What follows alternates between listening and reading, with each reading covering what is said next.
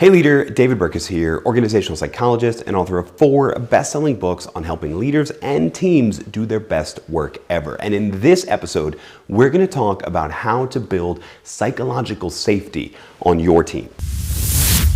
Probably one of my favorite studies of all time is a study conducted a number of years ago by the brilliant researcher Amy Edmondson. Amy Edmondson was studying leadership qualities among charge nurses at a Boston hospital. And one of the things she was using for a proxy on leadership effectiveness was error rates. How many times did the nurses who made errors, prescription errors, procedural errors, etc., how many times did they actually log those errors? And what was weird is as she collected all of this data, she found something really just counterintuitive. She found that the leaders who had the most respect from their nurses, the leaders who had the greatest amount of positive feedback about their leadership abilities, also had the worst error rates. And it took her a long time to dive into the research on this and figure out what was actually going on. But what she found was that it was those positive leaders, the ones who scored high among all of the nurses that were in their charge, that had the highest error rates because their people felt psychologically safe to list their failures. They felt like it was an environment where it was okay to screw up and to communicate that screw up because they weren't going to be punished harshly for it, their jobs weren't at risk for it, and in fact it was seen as a learning opportunity. And presumably in the other groups, they were so afraid of upsetting their boss that they hid the errors, which is not only unethical, but deprives people of valuable learning and improvement as a result of those failures. And that study was the beginning of a wealth of research on the importance of psychological safety in teams. And we see it almost everywhere, from teams large and small, all the way up to Google's infamous Project Aristotle study, which sought to figure out what characteristics of teams led to their biggest performances. Psychological safety is almost always there. So it's obviously worth talking about what makes for psychological safety on a team. And Edmondson characterizes it as an environment of mutual trust and respect where people feel safe to take risks, safe to express their failures, and I think most importantly in the times we're living in now, safe to fully express themselves at work.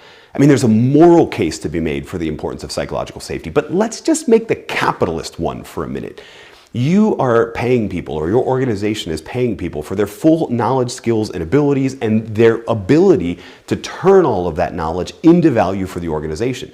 But if they don't feel safe to take those risks, to pursue their intuitions, if they don't feel safe to fully express themselves, then they are self-censoring and they are limiting some of the potential value in their knowledge, skills, abilities, and the diversity of their perspectives. So you are not getting the full amount of what your organization is paying for unless you're creating an environment of psychological safety.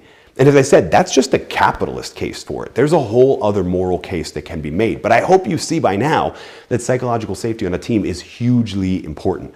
So in this episode, we're going to talk about 4 ways that you can build psychological safety on a team, that you can help cultivate that feeling of trust and respect on your team. And the first way that you can do that is to treat conflict as collaboration. And not all conflict, let's get clear. There are, in most organizations, on most teams, there are 2 types of conflict, give or take. The first is a person-based conflict. It's a dislike of each other. It's probably the result of somebody on the team being toxic, and that stuff needs to be dealt with immediately. There needs to be no place for person-oriented conflict on a team. But task-focused conflict, on the other hand, that's a positive. Task-focused conflict, if it's seen as collaboration, if it's seen as the beauty of when 2 people with equally valuable perspectives and knowledge and skill sets and experience, when 2 people disagree, there's something to be learned there. And as a leader, when members of your team are in conflict, that's okay. Our first reaction, our knee-jerk reaction is to pursue consensus all the time. Let's come to an agreement, or let's agree to disagree. No, let's actually benefit from some of that friction. Your job as the leader is to make sure that that is seen as task-focused, that people speaking up and expressing dissent are actually just saying, I care so much about this project that I have to share my differing opinion. And by the way, that applies to you as well, and we'll get to that soon. Now, if the task-oriented conflict devolves into that personal conflict, then that's a problem we have to deal with in a different way. We need to pull those people out, go through some conflict resolution, etc. But we also need to teach our people to fight positively for their ideas so that we all benefit from when their ideas are different and when that friction makes for a better finished product. The next way to build psychological safety on a team, and this speaks to Amy Edmondson's original study, is to celebrate failures as an opportunity for learning. You know, I'm a practitioner, I talk about this a couple times. I'm a practitioner of a very esoteric martial art known as Brazilian Jiu-Jitsu, and there is a saying in most martial arts, including Brazilian Jiu-Jitsu, that you never actually lose a match. You win or you learn.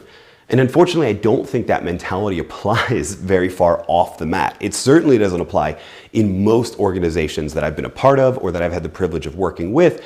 Many of them actually see failures as this incredibly bad thing, right? We wasted money, we wasted time, You did, let's be honest. The way to make sure you didn't actually waste all of that time or waste all of those resources is to make sure that you're taking time after a failure to pull the lessons out of that.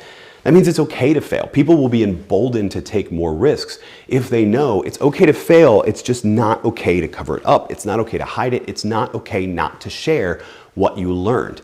And in fact, when people come to the team saying, I tried this and it didn't work and here's what I learned, what they may also get is a line of questions from everyone else on the team that helps the whole team learn and even helps them extract even more lessons from that single failure. It's not enough to just encourage people to think outside the box and to take risks, etc. If their failures are still treated as a loss, they're still treated as just an L with no lesson attached to it, then they're not going to take those risks. And you're not going to get the benefit of that beautiful, beautiful failure, which is, after all, one of the best teachers. Now, the next thing you can do, and this sort of speaks to our very first one around conflict, is to encourage dissent. This is one of my default questions with the leaders that I work with. When I'm trying to get just a rough measure of the psychological safety on a team, I'll actually ask them, hey, when was the last time somebody disagreed with you in public, right? Like in an all-hands meeting or in an email that went out to everybody that replied all and copied everybody. When was the last time somebody actually disagreed with you? The leaders that actually demonstrate psychological safety and the leaders who seek to draw out the full potential of their people are okay with dissent, right? Because they realize that A, they might be wrong, but B, even if they're right, that means that they have an opportunity to instruct people, right? So the only thing that happens when dissent occurs is that people learn. If it stays task-focused conflict, if it stays respectful, and we'll get to that in a second, and if it stays something that's seen as in the service of making the final product better, then the only thing that happens when people disagree is that one of the two, or even both, end up learning, and as a result, we all get better.